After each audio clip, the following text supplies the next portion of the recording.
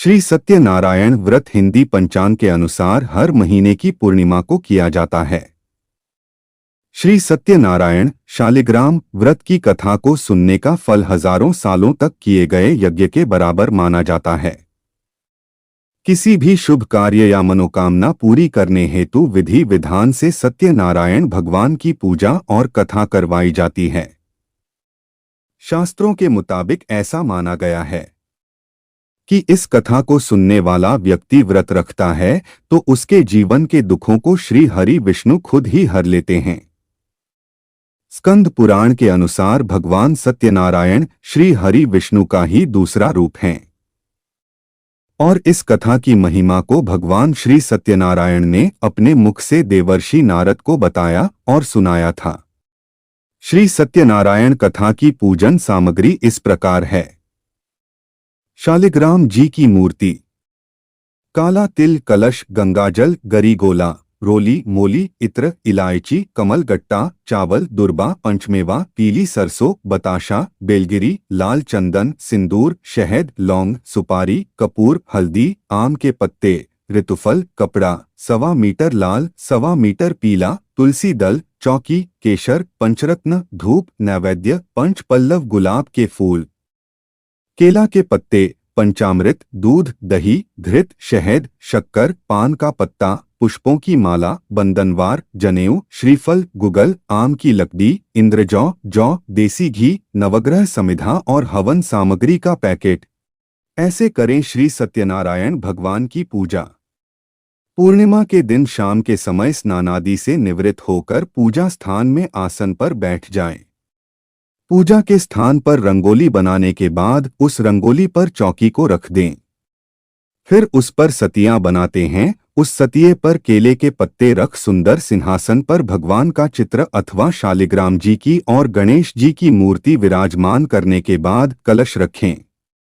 सबसे पहले कलश की पूजा कर फिर श्री गणेश, गौरी, वरुण, विष्णु आदि सब देवताओं का ध्यान करके पूजन करें और संकल्प लें कि मैं श्री सत्यनारायण भगवान का पूजन तथा कथा और श्रवण सदैव करूंगा या करूंगी। फिर पुष्प हाथ में लेकर श्री सत्यनारायण भगवान का ध्यान करें। यज्ञोपवीत, पुष्प, धूप, नैवेद्य आदि से युक्त होकर स्तुति करें। हे भगवान, मैंने श्रद्धा पूर्वक फल, जल आदि सब सामग्री आपको अर्पण की है। अब आप इसे स्वीकार कीजिए। मेरा आपको बारंबार प्रणाम है। श्री सत्यनारायण भगवान व्रत कथा, तीसरा अध्याय। सूत जी बोले, हे श्रेष्ठ मुनियों, अब आगे की कथा कहता हूँ। पहले समय में उल्कामुख नाम का एक बुद्धिमान राजा था। वह सत्यवक्ता और जितेंद्रिय था। प्रतिदिन देव स्थानों पर जाता और निर्धनों को धन देकर उनके कष्ट दूर करता था। उसकी पत्नी कमल के समान मुख वाली तथा सती साध्वी थी। भद्रशिला नदी के तट पर उन दोनों ने श्री सत्यनारायण भगवान का व्रत किया। उसी समय साधु नाम का एक वैश्य आया। उसके पास व्यापार करने के लिए बहुत सा धन भी था। राजा को व्रत करते देखकर वह विनय के साथ पूछने लगा, हे राजन, भक्तिभाव से पूर्ण होकर आप यह क्या कर रहे हैं? मैं सुनने की इच्छा रखता हूँ, तो आप कृपा करके मुझे बताएं। राजा बोला, मैं अपने बंधु बांधवों के साथ पुत्रादि की प्राप्ति के लिए श्री सत्यनारायण भगवान का व्रत व पूजन कर रहा हूँ। राजा के वचन सुन साधु आदर से बोला, हे राजन, मुझे इस व्रत का सारा विधान कहिए। मैं भी इस व्रत को करूंगा। मेरी भी संतान नहीं है और इस व्रत को करने से निश्चित रूप से मुझे संतान की प्राप्ति होगी। राजा से व्रत का सारा विधान सुन व्यापार से निवृत्त हो वह अपने घर गया। साधु ने अपनी पत्नी को संतान देने वाले इस व्रत का वर्णन कह सुनाया और कहा कि जब मेरी संतान होगी तब मैं इस व्रत को करूंगा।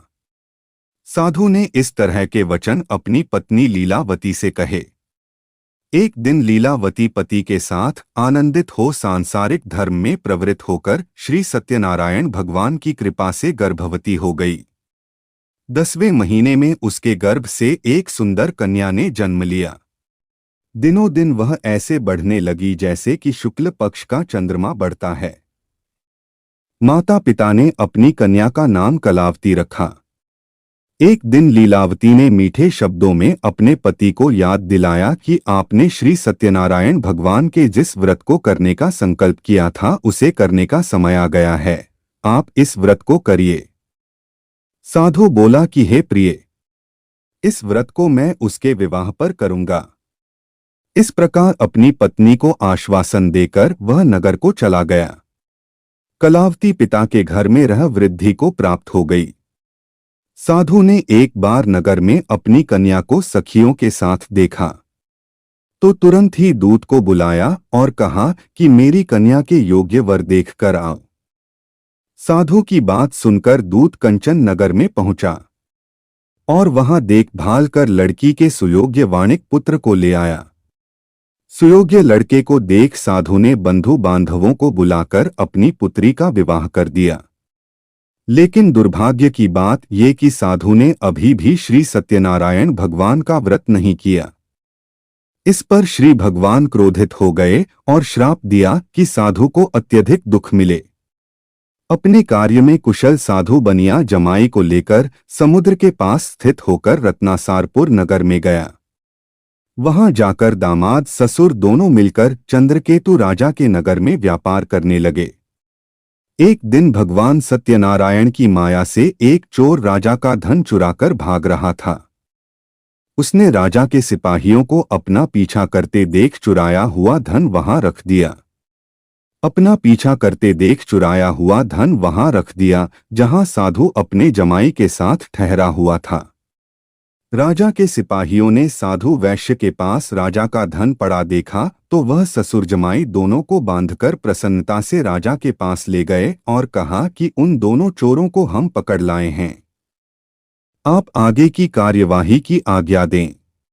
तब राजा ने बिना उस वैश्य की बात सुने उन्हें कारागार में डालने की आज्ञा दे दी। इस प्रकार राजा की आज्ञा से उनको कारावास में डाल दिया गया तथा उनका सारा धन भी छीन लिया गया।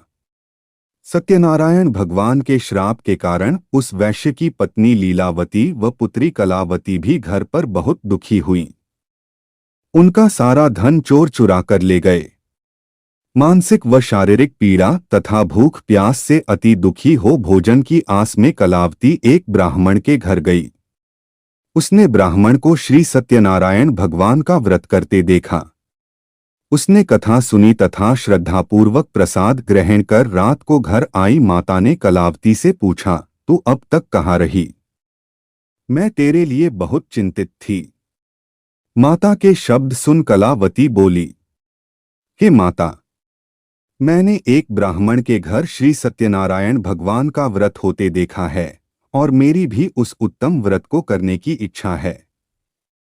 कलावती के वचन सुनकर लीलावती ने सत्यनारायण भगवान के पूजन की तैयारी की। उसने बंधुओं सहित श्री सत्यनारायण भगवान का पूजन व व्रत किया और वर मांगा कि मेरे पति और दामाद शीघ्र ही घर लौट आए। साथ ही विनती की कि हे प्रभु, अगर हमसे कोई भूल हुई हो तो हम सबका अपराध क्षमा करो। श्री सत्यनारायण भगवान इस व्रत से प्रसन्न हो गए। उन्होंने राजा चंद्रकेतु को स्वप्न में दर्शन देकर कहा, हे राजन, जिन दोनों वैश्यों को तुमने बंदी बना रखा है वे निर्दोष हैं, उन्हें प्रातः ही छोड़ दो। उनका सब धन जो तुमने अधिग्रहित किया है लौटा दो, अन्यथा मैं तुम्हारा राज्य, धन, पुत्रादि सब नष्ट कर दूंगा। राजा से ऐसे वचन कहकर भगवान अंतर्ध्यान हो गए और फिर प्रातःकाल राजा चंद्रकेतु ने दरबार में सबको अपना स्वप्न सुनाया और सैनिकों को आज्ञा दी कि दोनों वैश्यों को कैद से मुक्त कर दरबार में ले आएं। दोनों ने आते ही राजा को प्रणाम किया। राजा ने कोमल वचनों में कहा, हे महानुभावों, तुम्हें अज्ञानतावश ऐसा कठिन दुख प्राप्त हुआ है। अब तुम्हें कोई भय नहीं है, तुम मुक्त हो। इसके बाद राजा ने उनको नए नए वस्त्राभूषण पहनवाए तथा उनका जितना धन लिया था उससे दुगना लौटाकर आदर से विदा किया। दोनों वैश्य अपने घर को चल दिए। श्री सत्यनारायण भगवान की जय। श्री सत्यनारायण भगवान व्रत कथा का 3य अध्याय संपूर्ण हुआ। यदि आपको हमारे वीडियो पसंद आते हैं तो कृपया हमारे चैनल को लाइक शेयर और सब्सक्राइब करें। धन्यवाद।